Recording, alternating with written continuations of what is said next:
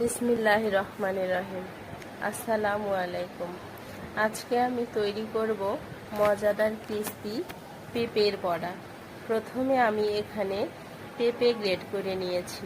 তারপর আমি এখানে লবণ, হলুদ গুঁড়ো, মরিচ গুঁড়ো, পেঁয়াজ কুচি, রসুন কুচি এবং মরিচ কুচি দিয়ে দিলাম।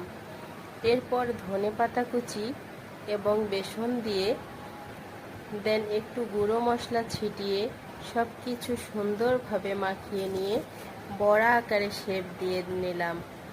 এরপর কড়াইয়ে সাদা তেল দিয়ে সব বড়াগুলো একে একে ভেজে নিলাম। দেখতেই পাচ্ছেন কতটা সুন্দর হয়েছে। এটা গরম গরম টমেটো সস দিয়ে খেতে অনেক ভালো লাগবে। বিকেল বেলায় বাসার ছাদে প্রকৃতির সুন্দর আবহাওয়ার মাঝে বসে আপনারা এটা